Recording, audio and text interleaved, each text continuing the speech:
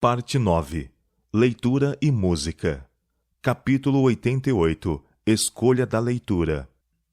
Educação nada mais é do que um preparo das faculdades físicas, intelectuais e espirituais para o melhor cumprimento de todos os deveres da vida. A capacidade de resistência e a força e atividade do cérebro são diminuídas ou aumentadas pela maneira como são empregadas. A mente deve ser disciplinada de modo que todas as suas faculdades sejam simetricamente desenvolvidas. Muitos jovens são ávidos pela leitura de livros. Desejam ler tudo o que encontram pela frente. Eles devem ter cuidado com o que leem, bem como com o que ouvem. Fui instruída de que eles se encontram em maior perigo de ser influenciados pela leitura imprópria. Satanás tem 1000 maneiras de perturbar a mente dos jovens. Não podem seguramente estar distraídos nenhum momento sequer. Devem proteger a mente, para que não sejam seduzidos pelas tentações do inimigo. Satanás sabe que a mente é afetada em alto grau por aquilo de que se alimenta. Ele está tentando induzir tanto os jovens como os adultos a ler romances, contos e literaturas semelhantes. Os leitores de tais textos se tornam incapazes para os deveres que se acham diante deles. Vivem uma vida irreal e não sentem desejo de buscar as Escrituras para alimentar-se do maná espiritual. A mente que precisa se fortalecer é enfraquecida e perde a capacidade de estudar as grandes verdades relacionadas com a missão e obra de Cristo. Verdades que fortificariam a mente, despertariam a imaginação e criariam um forte e fervoroso desejo de vencer como Cristo venceu.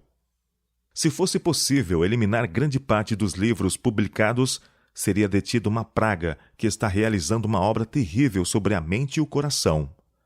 Romances, contos banais e excitantes, e até mesmo os livros chamados de novelas religiosas, obras nas quais o autor incorpora à história uma lição moral, são uma desgraça para os leitores.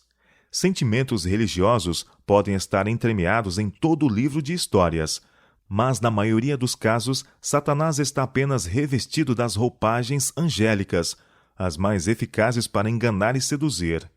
Ninguém está tão firme nos princípios corretos, ninguém está tão protegido da tentação que esteja seguro lendo essas histórias.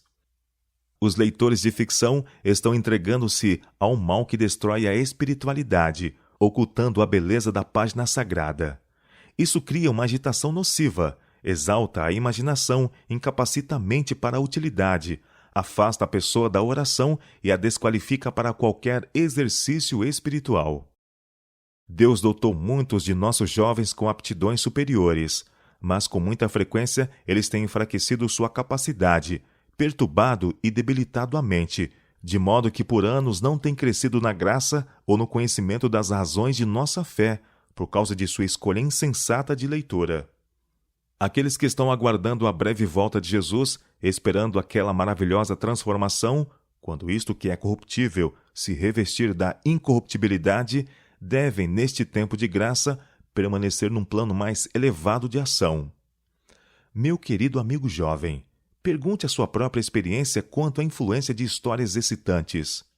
Você pode, depois de tal leitura, abrir a Bíblia e ler com interesse as palavras de vida? Não vai achar o livro de Deus desinteressante? O encantamento daquela história de amor domina a mente, destruindo a imaginação saudável e tornando-lhe impossível fixar a atenção nas verdades importantes e solenes que dizem respeito ao seu bem-estar eterno. Decididamente, abandone toda a leitura inútil.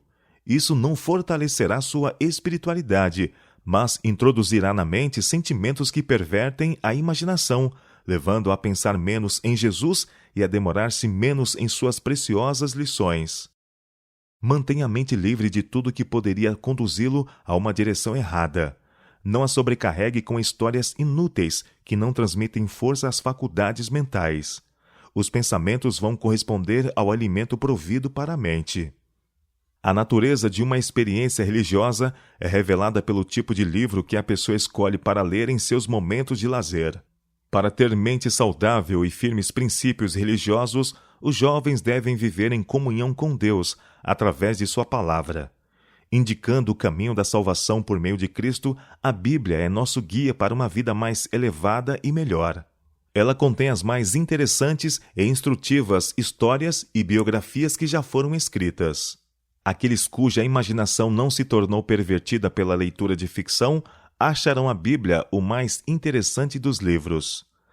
A Bíblia é o livro dos livros.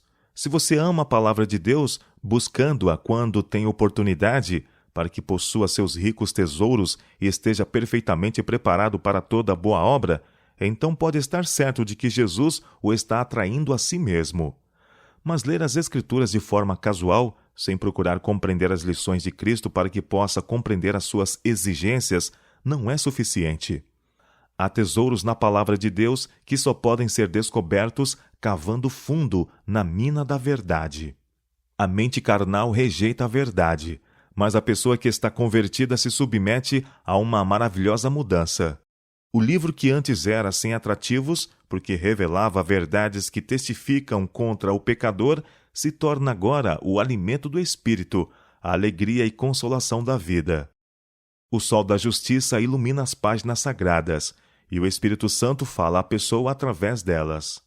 Quem tem cultivado gosto pelas leituras fúteis, volta agora a atenção para a firme palavra da profecia. Tome a Bíblia e comece a estudar com novo interesse os registros sagrados do Antigo e do Novo Testamentos. Quanto mais frequente e diligentemente estudar a Bíblia, mais bela se tornará. Menos prazer você terá nas leituras fúteis. Ligue esse precioso livro ao coração. Ele lhe será um amigo e guia.